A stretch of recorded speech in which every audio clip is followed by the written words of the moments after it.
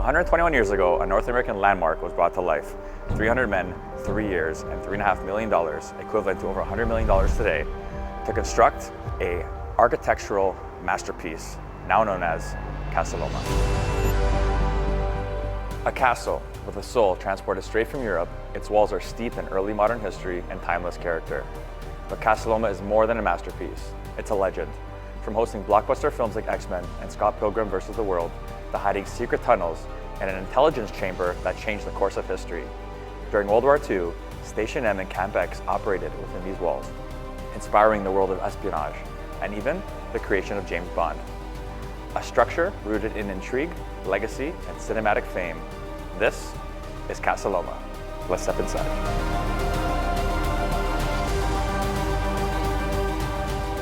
Before we get into the tour, we need to give a big thank you to Liberty Entertainment Group for hosting us at the iconic Casa Loma. They now run and operate this historic landmark along with the incredible Blue Blood Steakhouse, bringing world-class dining and experiences to this Toronto treasure. Their dedication to preserving and enhancing Casa Loma allows visitors to step back in time and experience its grandeur like never before. Thank you, Liberty Group, and let's get back to the tour. This is our tour guide, Katrina. We'll be hearing from her as she is the expert, and I'll just marvel at all the beautiful architecture, and I'm here for the ride. I'm Katrina Delaney, General Manager of Tourism and Operations for Casa Loma. So if you look at the stairs that we're walking down now, originally this was meant to be a dual staircase, much like the staircase that you would have seen in the Titanic with the oak paneling that comes down. Okay, cool, yeah. But, you know, Sir Henry was required to pivot in a lot of directions when it came to his construction planning because materials that were ordered from overseas didn't always make it to Canada. So in the case of the staircase, half of the staircase was lost in the Atlantic, sunken. And the ship sank? The ship sank and all the materials that he'd ordered in it. And so we were left with half a staircase and a redesign. He had a real fascination with the monarchy and with British aristocracy. And I think that he had a secret desire to be a member of the aristocracy. Okay. And Canada, being such a new country at the time, didn't have that sort of grandiosity, and he wanted to live in an environment that made him feel like he belonged to this elite class. And from across the Atlantic, it was difficult for him to go there and belong there without giving up all he'd achieved here. He wanted to build that class here. Beyond its architecture, Casa Loma's history is just as fascinating. Let's hear more from Katrina about how this iconic castle came to be. Sir Henry was a man who had big visions his whole life. Even though he started out his career as a financier, he had a fascination with all things European. He was definitely a monarchist. He was very excited and interested by the monarchy. He liked the idea of rubbing elbows or shoulders with the aristocracy, which was a little bit hard to do on this side of the Atlantic, where there really wasn't any aristocracy. This here is the Windsor Room. The Windsor Room was named after the royal family. Sir Henry was really excited about the idea of entertaining royalty in the one castle in Canada. Yeah. So it's very opulent, it's very ornate. But one of the really interesting things for us historically about this space is this fireplace over here. One of the things that Sir Henry did to really zhuzh up his home, if you will, to bring in. So this fireplace was brought in from a crumbling manse in England in the 1600s, and it's sitting here in Canada in a castle in 2025. There's a story beyond the story. There's a story behind every piece that he bought. He really had an eye for things. So this is very Greco-Roman. It's all marble. It's all amazing. And all these pieces were shipped over and then put back together and assembled to create this amazing space that we're in now. And did he ever get any royalty to stay in here?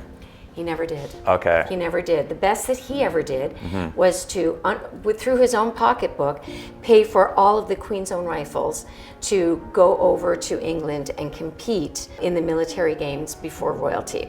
So he did meet royalty, but he had to go to them. They did not come to him. How did we do? We did really well, I think. It was the first time that Canada had represented in the games. They've represented in the games since then. The Queen's Own Rifles home is still here at the castle, and we have a museum dedicated to them on the 3rd floor. Oh, awesome. Yeah. Oh, they have like a setup here? We have a Queen's Own Rifles museum and a 2 Intelligence museum. And I got lots of stories to tell you about that for sure. That I want to see. So in addition to this fascination with the monarchy and this idea that there was going to be a new aristocracy, right? As he didn't want to be bourgeois. He wanted to be part of what would one day be known as the Canadian aristocracy, and maybe he would be the founding father of that. So in building a structure like this with E.J. Lennox, he created this castle, this monument, this legacy to his name, and also something that was not only European in structure and look and feel, but also Canadian, and one of the first of its kind, and as it happens, the only kind of castle of its kind here in Canada. Do we know how high these ceilings are? They're about 40 or 50 feet high. Wow. It's, again, part of the original structure. Very different looking from the Windsor Room. So even when he was building this space, he knew that he was going to have thematic spaces that spoke to him in a very particular way. For sure. This fireplace was not originally here. Okay. This fireplace was originally in the dining room, which you'll see later on. The space was taken over and the castle was briefly turned into a hotel. The fireplace was taken out of the dining room to make the library bigger so we could have a ballroom, and it was put here. So it never belonged here. The oak room paneling was all hand carved. All these little details here? And it wasn't hand carved here. It was hand carved by a small carpentry shop in London called H.H. Martin. Okay. All of these pieces were hand carved over 3 years. Wow. And then shipped over and installed. It was carved by the same craftsman that installed the oak paneling in the Titanic. Oh, no way. At the same time. Wow. So this went up the year the Titanic went down. Wow. So as you know, you can't touch the paneling in Yeah. the Titanic, but you can come to Casa Loma. From the same you can touch the paneling. Person who Made by the same crafted craftsman. We use this space as Blue Blood Restaurant. Makes sense. Was creating a space that could be utilitarian and some modern design, but still be sympathetic to the original. Yeah. So this is the creative work of Nadia Di Donato. She's kept it a masculine space. This was originally... It is very masculine. Right. This It was is very not masculine. originally a restaurant. Yeah. This was Sir Henry's study.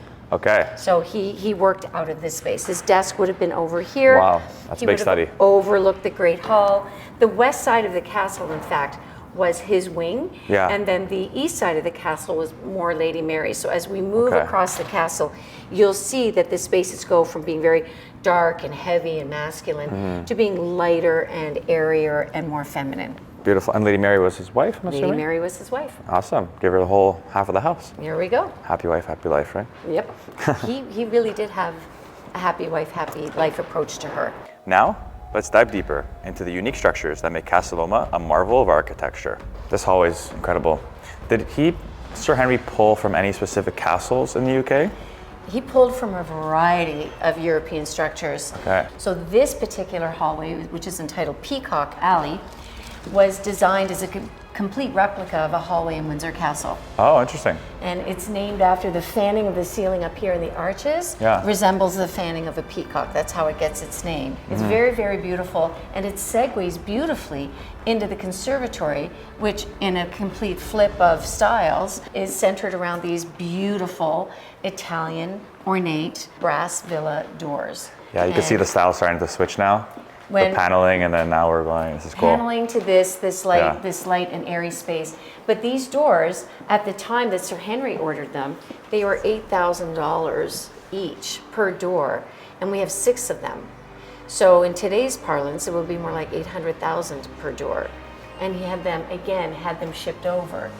And when you think about harken back to the staircase that ended up in the bottom of the Atlantic, Yeah. the risks that he took That's a lot of money. to bring these things over Yeah. speaks to the level of passion that he had sure. for this project. So almost $1 million a door. He would pull these things out of crumbling villas or places that were going to be demolished. Wow. And these would have sat in landfill somewhere. That's insane to think about that.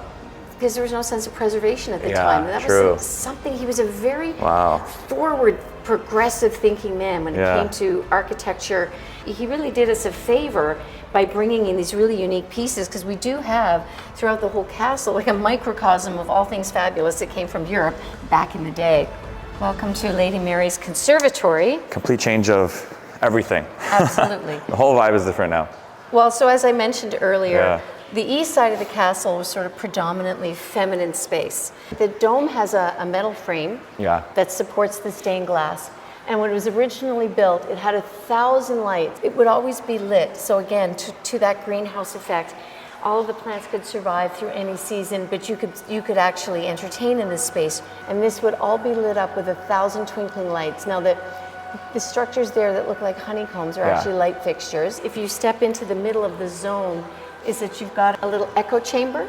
Okay. If you come in here and do a little pop. Pop. Oh. So you could stand in the middle of this room and speak, and everybody could hear you.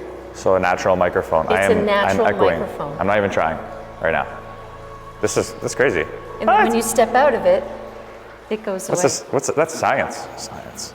That's cool. Who doesn't like an echo chamber? Yeah. He had the first ever residential elevator in Canada, which is still operational. Okay. Because Lady Mary had some disabilities. Okay. And so what he wanted to do was create spaces for her where people could come and see her, because she loved to entertain, but she wasn't very mobile. So this is one of the spaces that allowed her to do that. But he was innovative in a bunch of other ways. He took very good care of Lady Mary, and this is one of the great ways. And this space to this day is incredibly popular. This is where we hold a lot of our weddings, baptisms, you name it. We're doing it here in this space. Spark a lot of creativity in here. I can imagine. I think so. Yeah. I'm sure Lady Mary would have had you as a guest. I would have loved that. Yeah. I would have been a great guest. And we still use it for afternoon tea. So a couple of times a year, we will host a tea, Nice. very much in the vein of how Lady Mary would have done it, so that people can have that experience of what it would have been like to be a friend of the Pellatts or a guest of the Pellatts in their castle. Very cool. That's a really fun thing to do. Yeah, I love that. This whole space was the dining room. Okay. And so the dining table would have been centered under the chandelier sure. here. This was a solid wall. And that fireplace that we talked about earlier from the was Great here. Hall was right there. Ah, I see. And the library was an entirely separate space. So this is all closed off. This was I can see all this being like closed off. super cozy. Very, very cozy. Big dining table, kitchen's not far away. Yeah. Beautiful fireplace, incredible Italian plaster on the ceiling, ornate but still cozy and accessible. And so in 1929, Casa Loma was being turned into a hotel, the Casa Loma Hotel. Yeah. And so the construction team came in, ripped out this wall here, took down the fireplace, moved it to the Great Hall so that they could preserve the look of it, but had zero functionality. That's a shame. And then turned the library and the dining room into a ballroom. Yeah. Basically, that was the goal, to have a big dancing space. For sure. And one of the cool stories about the hotel, it wasn't a hotel for very long. So from 1929 to 1930, they did the construction, and then the hotel closed in 1932. But during that time, they had a band that came in and played regularly every night called the Orange Blossoms. Okay. And they played for a couple of years, after which, because Prohibition, because the Depression was closing down, they left Canada and went to tour in the United States. They changed their name to the Casa Loma Orchestra. Oh, interesting. They became extremely famous. Yeah. They toured for 40 years. They were the founding fathers of big band and swing. They inspired Tommy Dorsey, Duke Ellington. That's a major, major story. And so now, 100 years later, we have the Casa Loma Symphony Orchestra, and at the beginning of each show, we play a piece called the Casa Loma Stomp, which is a real piece. It's very famous again in the US, and we play it before every concert as a tribute to the orchestra that was here 100 years ago. That's an original piece. Wicked. Is that the show that takes place near the stables? Right now, we have Twilight Symphony. I've been to that. Yes, yes. Beautiful. The Casa Loma Hotel had turned it into a ballroom, but originally this was a library space. This was designed to hold 10,000 books. Okay. What did he have? Do you know? He never made it up to 10,000, that's for sure. And he sold his collection off when he had to, when he hit hard times, he auctioned a lot of it off. So the collection that's here now is actually a series of collections that the historians that work at the castle have been collecting over the last 50, 60, 70 years. There's definitely 17th century books here. Wow. Right the way up into more modern times, and books that would have been here during Sir Henry's time that maybe something he would have used or that would be relevant to the time period. And it's a growing collection for us, so that's something that we can bring, a value add we can bring to the castle, is to over time fill this library up with all the books that should have been here that he would have loved to have seen here. Very cool. We're about to witness one of Toronto's first hidden gems and an absolute marvel of engineering for its time. This here is the tube for a central vacuum system from 1914. I mean, I would like to have central vac in 2025. It's still something that's not commonplace, that people that marvel when they have it. And these are beautiful in brass. So when you look at the castle, embedded in all of this history and this old architecture are really cool, interesting new things. Sir Henry was the father of electricity to Toronto. He brought electricity to the city. He was a tycoon in that way, and he brought and used new ideas anywhere he could find them and use them and implement them. And they still work today. And that's amazing. If he could rescue a fireplace from an estate home in the UK, he would. And Yeah, clearly. and shipping them over here was such a feat and such a marvel. Do we know the age of this one? To reassemble them. This one again would have been 17th century. This was his study. Yes, he had his larger office that was in the Oak Room. This place was his study, and the study is fun for a bunch of reasons because there was a little playful side to Sir Henry, a lover of gadgets and new ideas. Okay. And he wanted to have a castle that had hiding places. Ah. And so in this room, both of these panels are actually secret passages. Oh, no way. So if you look at this panel here, it's locked right now. This is the pearl button that he would have used to activate it. You can press it. That's actually pearl? That's a pearl button, yes. Oh, interesting. Okay, what does that do? It's not working, but it's not working because time did damage to it. It's because he really wanted to be super spy agent, and he had to come over here and turn on this light. Okay. And now you can push the button and push the panel. Push. Oh. And there you go. Damn. This was the short way for him to finish his bills, invoicing, whatever he had to do here. And when he wanted to go upstairs to bed, he would go up these stairs and the door leads him right out his bedroom, right across the hall from his bedroom door. Convenient. Pretty fun. That is very cool. Also, when he'd finished doing his invoices and all of his banking, counting all of his money, he could come over here. Now this one didn't have the same button, but he would open this panel and this stairwell would lead him down to his giant vault that he had down in the basement. Okay. We're more than happy to take you down for a look. It's quite a large vault, larger than anything we have at home. What did he store in there? Money. Okay. Gold. Gold? Yeah, sure. Well, yeah, I can Stocks imagine. and bonds, I would for imagine. sure, for sure. Yeah, because it's all paper, right? Yeah. All empty by the time he had to move out, Yeah, unfortunately. But this would have been where he would have done a lot of his real paperwork and then gone upstairs to bed or locked up his money and then up the stairs he would go. Nice, this is a very important room. Secret passageways. Absolute fun. And this is, I mean, these are the smaller ones. Yeah. When they take you to the tunnels. I want to see the most secret stuff. I want to see the stuff no one knows about. There's lots. Okay. I can't tell you. I could tell you, but then I'd have to kill you. That's fine. At least, you know, at least it's in Casa Loma. It's in Casa Loma, so there we go. Sir Henry always hoped that Casa Loma would be a museum, but I think he expected to live here quite a bit longer than the 10 years he actually did. And part of what happened there is his investment in Toronto Hydro and bringing hydroelectricity to the city expanded and expanded all the way over to Niagara Falls, where the big power plant was being built. At that time, the federal government got very, very interested in making electricity something that was available to the public and part of the public pocketbook. And as a result, those that invested in the hydro project lost their investments. That was the beginning of the end for Sir Henry, because he had stretched himself so thin, paying for a castle, $3.5 million over 3 years with 300 builders to put this place together, on top of other investment and ideas and innovations that he was involved in, left him at the end of his days. He had to pack up the castle, he had to move out, he had to auction everything that was inside. And when he died with no appreciable assets, $184 in his pocket, and living in his chauffeur's small bungalow in Etobicoke. It's a very sad end to a very interesting entrepreneur. So don't tell anyone, but I'm going to sneak into this vault by myself because she mentioned gold and wouldn't mind some gold right now. But as soon as you switch rooms, you just see all this brick. Really, like, everyone has kind of like signed off over the years, which is kind of cool.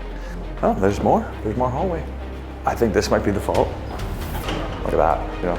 This is all artifacts and timeless, but that is a full-blown bunker. Super dark, but I can only imagine what was actually stored in there over the years.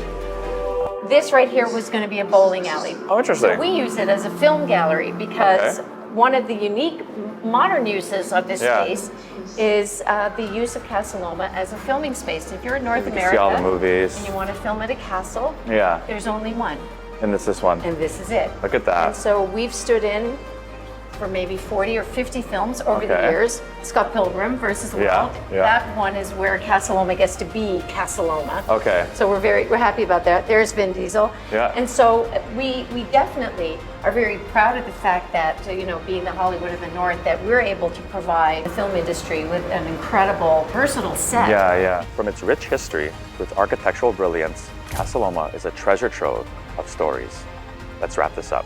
So no castle is complete without a spooky underground passageway. Yeah, we need those. So that's what we've got here. This is the entrance to the tunnel that he essentially built so that he could go from the castle all the way to his stables without having to go outside and cross the street, because he wasn't very happy that the street was even there. I can only imagine just the construction at that time to do 800 meters 800 meters. after the house was already built. After the So doing this underneath. underneath, I Wow. was obviously wide enough to get a horse in a barrel, because Yeah. I dug it out and threw it in the back of the barrel, basically, and dug it out and built it. I mean, all of the pipework, plumbing, city stuff is still running under here. This meandering tunnel that runs under the road, under the hunting lodge, under the stables, and then comes back up right in Sir Henry's stables where his beloved horses were, and they really were beloved. I have to mention just to the audience that I have crapped my pants in these tunnels during Halloween because they put on a show called Legends of Horror. Do not be the first one here, because I was here with my group and I received the full experience. So if you go with a lot of people, people in front of you get scared before you, but if you come first, you're gonna get it all. And it's, yeah, It's something. especially in these tunnels. So another fun fact and a little known secret about the tunnels is that during the Second World War, Casa Loma had a very special role to play in supporting the Allies. This was the place where Station M manufactured their spy gadgets in the tunnels. Oh, what? Come on. This is How'd here. you- People walk by it every single day. Come on in. Welcome to Station Wait, M. so this is original? Yep, This was like a thing? this was a thing. Can you imagine in the 40s, this as a full-blown actual operation? This is straight out of a movie. So welcome to Station M. I'm gonna freak out. World War II is my favorite era of time, so wow. Like a draper would work here and build the suits for the spies and the Yeah, agents yeah, yeah. to do their things. And what Station M did was make secret spy gadgets, invisible ink, the suitcases with the cameras. And that's not here right now. That's you Those guys- materials aren't here What's now. but invisible ink? They're the invisible ink, so you could write something down, a message Oh. down, and it would disappear, and then under a certain light, like a black Oh, light, oh, the nice. words would be visible. Love that. Those sorts of innovations, so that Yeah. the cans, like these innovations that were life-saving. Tins of food that could go in the trenches and just with a crack would self-heat so that people could eat without having to light a fire and be For visible. sure. I mean, this is real secret spy stuff in the trenches, saving lives. The fact that Casa Loma played such a pivotal role in supporting the Allies during the Second World War and never took any credit for it because nobody knew it was happening. You can't. There's probably so much we don't even know about that still classified. Like some of these missions that specifically took place from here The stories the walls could tell. that we don't know about. Every corner of Casa Loma tells a story. From its majestic Great Hall to its hidden underground tunnels, this place feels like stepping into another era. Here's a fun fact for Trivial Pursuit Night at the pub. Sir William Stevenson, who was the head of the British Security Coordination that helped to run the secret spy training at Camp X here in Ontario, is said to be the inspiration for Sir Ian Fleming's 007, and he had the numbers 007 in his regimental badge. So as far as we're concerned, Station M is basically Q's manufacturing site for all of the James Bond movies. And we've been doing more and more research and have had some confirmation from Fleming's family that in fact Station M and Camp X is part of the inspiration for this series of Bond films. 50 years of Bond films that have come out of an inspiration that rests here in Casa Loma. It's absolutely fascinating. Casa Loma is more than just a castle. It's a piece of Toronto's soul. Its beauty, its history, and its secrets make it a must-visit destination. Thanks for joining me on this journey, and I'll see you guys in the next video. If If you haven't already, make sure to like, subscribe, and leave a comment on what you thought about this tour.